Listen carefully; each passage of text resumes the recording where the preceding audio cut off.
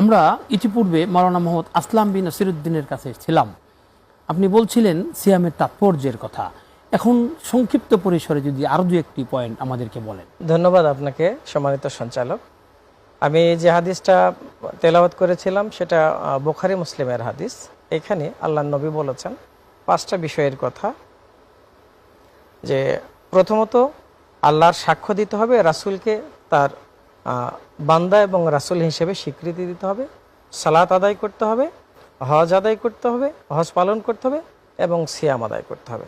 তার মানে এখান থেকে বোঝা যাচ্ছে পুরো শরীয়তটা 5টা জিনিসের উপর নির্ভরশীল, তার ভেতরে সিয়াম একটা। এটা ছাড়া শরীয়ত সম্পূর্ণ নয়।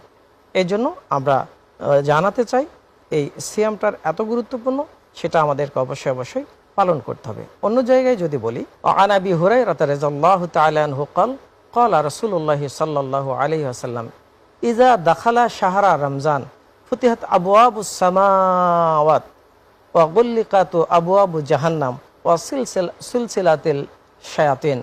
রাওয়াহু বুখারী। বুখারী শরীফের হাদিস থেকে বলা হচ্ছে, হযরত আবু হুরায়রা রাদিয়াল্লাহু তাআলা আনহু বলেন, রাসূল সাল্লাল্লাহু আলাইহি ওয়াসাল্লাম বলেছেন, যখন রমজান মাস প্রবেশ করে তখন আল্লাহ রাব্বুল আলামিন আসমানের সকল দরজাগুলো খুলে দেন।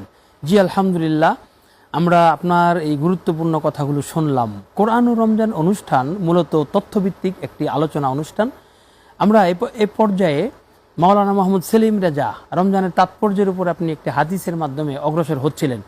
সংক্ষিপ্ত পরিসরে যদি আবার আপনি আমাদেরকে একটু বলেন। আলহামদুলিল্লাহ, আমি যে হাদিসটি আপনাদের সামনে দর্শকের সামনে পেশ করেছি, সেই হাদিসে আল্লাহ তাবারক ওয়া তাআলা এই গুরুত্বপূর্ণ একটি ইবাদত দিয়ে আল্লাহ বান্দাকে জান্নাতে নেওয়ার একটি মাধ্যম ঘোষণা করেছেন এবং এখানে তারগিব অর্থাৎ উৎসাহ প্রদান করেছেন। এখানে সিয়ামদারের জন্য আরেকটি হাদিসে যারা রোজাদার তার জন্য 2টি খুশির সময়, লিসাইম ফরহাতান, রোজাদারের জন্য 2টি হচ্ছে খুশির সময়।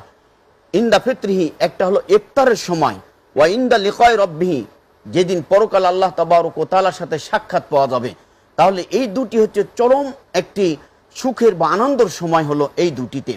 এই 2টি সুখী অর্জন করতে হলে, এই 2টি আনন্দকে উপভোগ করতে হলে আমাদেরকে একটি কাজ করতে হবে। রাসূল সাল্লাল্লাহু আলাইহি সাল্লাম বলছে, মাল্লাম ইয়াদা কাওলা যুর ওয়া আমালা বিহি ফালাইসা লিল্লাহি হাজাতুন আইদা তাআমাহু ওয়া শারাবাহু।